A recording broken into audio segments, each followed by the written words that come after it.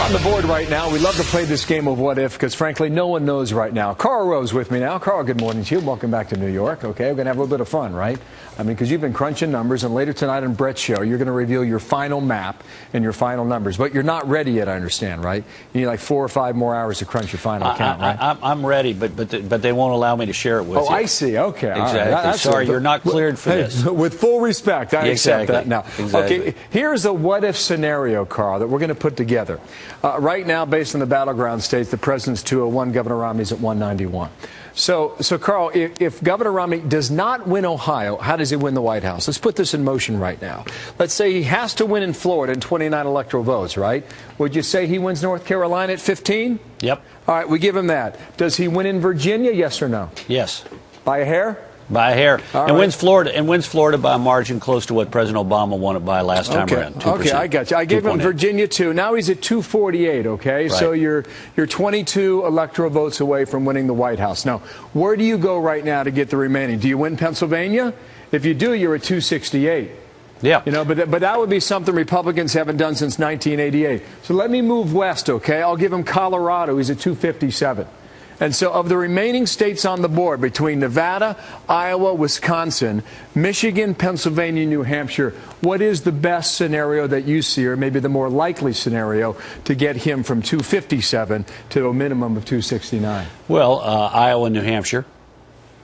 Okay, we'll give him Iowa at 6 electoral votes, and New Hampshire checks in at 4, and that would put him at 267. Right. So you're still at Nevada, Wisconsin, Michigan.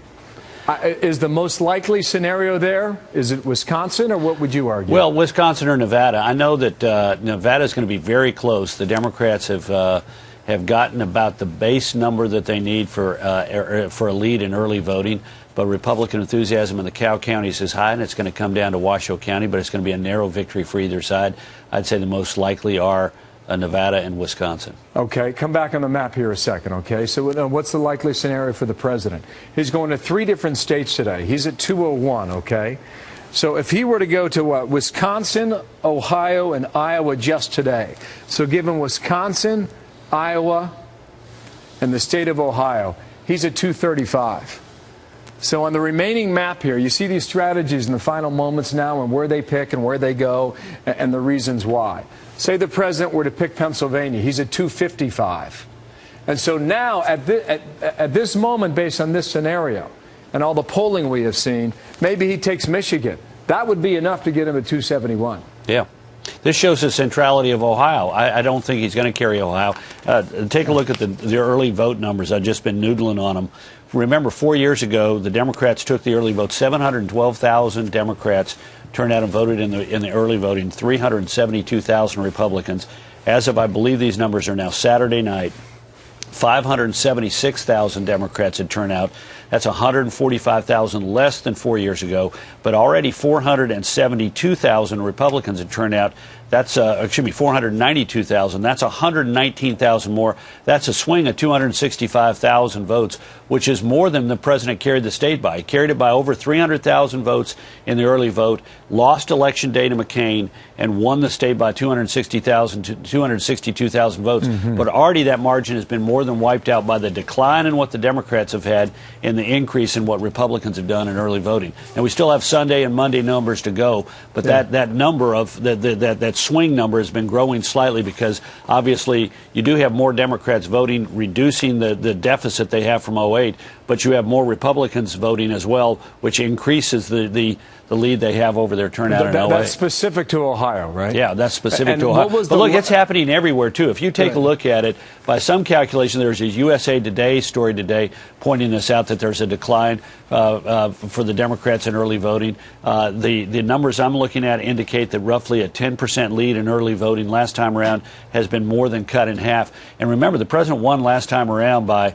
by 7 points. So if you drop his number down 5 and grow his opponent's number 5, he goes into deficit and loses. Okay, now is that specific to Ohio? And what was the last date that you picked up that early voting data? Well, was that Saturday or was that yesterday? Yeah, the 10% nationwide is the 10% number is nationwide, 10% cut to 5. The numbers that I gave you of the Democrats now being 145,000 fewer and Republicans being 119,000 more is as of Saturday night. So they have not yet picked up Sunday and won't pick up Monday until maybe tomorrow morning.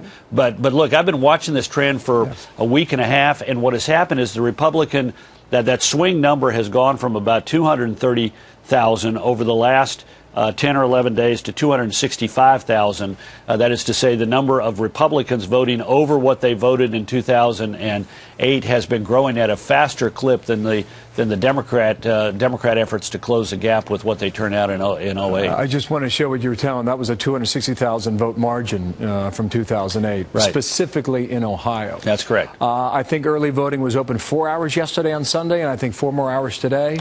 Yeah, and I would expect that Republican gap to narrow a little bit, because I think they will have a lot of the African American churches on Sunday, being bused to the early vote polls and so forth in Ohio. But I don't think it's going to be diminished by more than a couple of thousand. So we'll go into Election Day with the Democrats having, they'll win Election Day, but they're going to win it by a significantly smaller number than they did 4 years ago. And I would suspect the Republicans are likely to win the Election Day in Ohio. It's always been so in the modern era.